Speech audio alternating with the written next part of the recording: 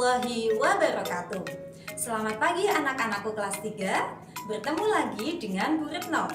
Hari ini kita akan belajar tema 8, Praja Muda Karana. Subtema 2, Aku Anak Mandiri, pembelajaran 3 dan 4. Sebelum kita memulai pembelajaran hari ini, terlebih dahulu marilah bersama-sama kita berdoa. Berdoa dimulai. Selesai. Tujuan pembelajaran hari ini adalah sebagai berikut. Udin, anggota pramuka yang rajin, cakap, dan mandiri. Ia sudah dapat melakukan berbagai tugas di rumah maupun di sekolah dengan baik. Udin mendapat tanda khusus karena cakap dalam berbagai bidang. Tanda kecakapan khusus merupakan salah satu tanda pengenal pramuka. Selain tanda khusus, ada juga tanda umum. Tanda umum digunakan oleh seluruh anggota pramuka. Tanda umum pramuka diantaranya tanda tutup kepala dan tanda pelantikan. Ada juga setengan leher, tanda harian, tanda WOSM, atau tanda pramuka sedunia. Ada berbagai macam tanda kecakapan khusus atau TKK. Tanda kecakapan khusus wajib ada 10 buah.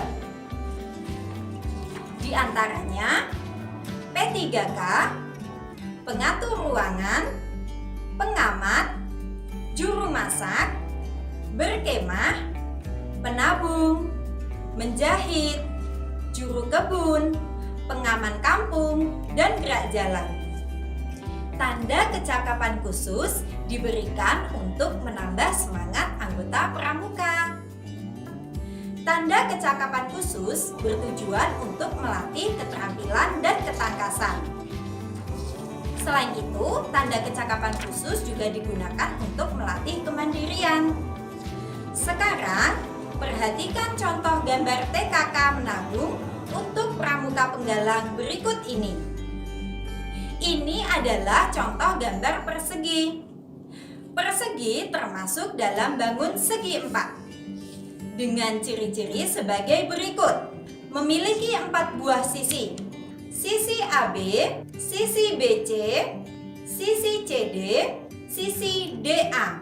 Jika kalian perhatikan, panjang keempat sisi tersebut sama panjang. Kemudian, 4 titik yang ada di pojok disebut dengan titik sudut, yaitu titik sudut A, titik sudut B, titik sudut C, dan titik sudut D. Jika kalian perhatikan, keempat titik sudut tersebut besarnya sama, sebab semuanya adalah sudut siku-siku. Sekarang, Bu Retno berikan lagi contoh tanda kecakapan khusus berbentuk persegi. TKK di atas adalah TKK bidang patriotisme dan seni budaya. Di dalam bidang tersebut ada kemampuan menari, tari, daerah. Sekarang kita belajar tari tempurung ya. Apabila anak-anak di rumah punya tempurung, bisa digunakan. Atau apabila tidak punya, anak-anak bisa menggantinya dengan tepuk tangan. Gerakan tari tempurung adalah sebagai berikut. Gerakan yang pertama, 1, 2, 1. Gerakan yang kedua, 1, 2, 1, 2. Gerakan yang ketiga, 1, 2, 1, 2. Gerakan yang keempat, 1, 2, 1, 2, 1, 2, 1, 2. Gerakan yang kelima, 1, 2, 1, 2. Dan gerakan yang terakhir, 1, 2, 1, 2. Seperti itu. Bagaimana? Mudah bukan anak-anak tari tempurungnya? Apakah kamu dapat menirukan gerakan tari tempurung seperti yang Bu Retno contohkan? Pasti kalian bisa. Kalian bisa mencobanya di rumah bersama ayah, ibu, kakak, atau adik kalian. Pasti gerakannya seru sekali. Di dalam gerakan tari tempurung ada gerakan yang kuat dan ada gerakan yang lemah. Anak-anak, apakah kalian sudah pernah mendengar janji pramuka? Di dalam janji pramuka, salah satunya berbunyi takwa kepada Tuhan Yang Maha Esa. Kira-kira contoh perbuatan yang sesuai dengan janji pramuka tersebut apa ya? Benar sekali. Contoh perbuatan yang sesuai adalah taat dalam beribadah, apapun agamanya. Selain itu, taat beribadah ternyata juga sesuai dengan sila pertama Pancasila. Apakah kalian masih ingat bunyinya? Ya, benar sekali. Bunyinya ketuhanan yang Maha Esa. Sekarang sebutkan contoh perbuatan lain yang sesuai dengan sila pertama Pancasila. Ada yang tahu?